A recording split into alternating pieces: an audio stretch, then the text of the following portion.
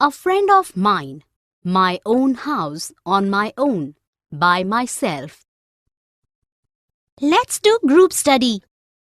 Great idea. But where will we study together? I want to study on my own. I can't study in a group. I will also study in my own house. My parents will not allow me to go anywhere.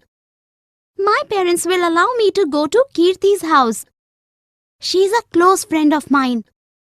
You can study with Kirti then. I will also study by myself.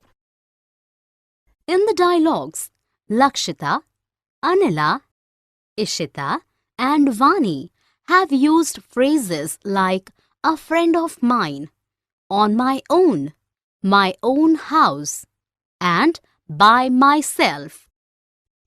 Here are examples of sentences using these phrases. I want to study on my own. I will also study in my own house. She is a close friend of mine. I will also study by myself. Definition.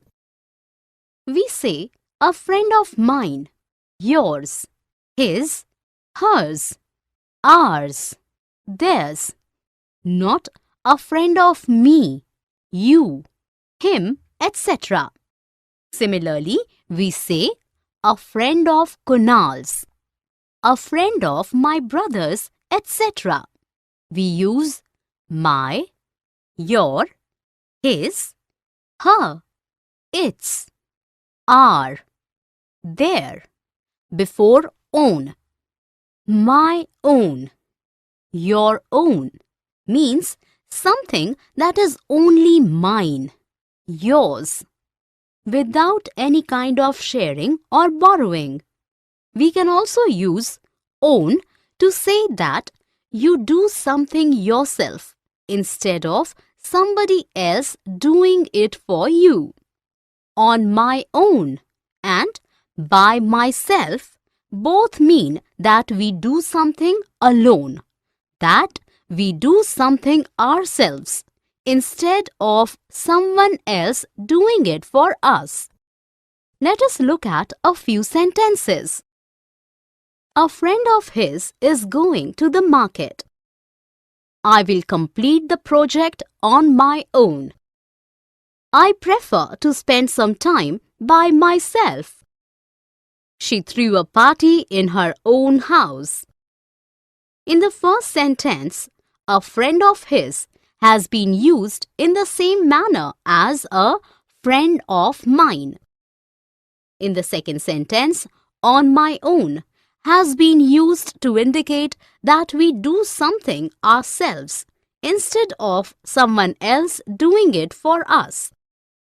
In the third sentence, by myself means alone. In the last sentence, her own house shows ownership of the house and has been used in the same manner as my own house. Here are few more examples of use of these phrases. The lady next door is a friend of my mother's. She decided to go on the trip on her own. I will practice the dance by myself. Gauri will sleep in her own room.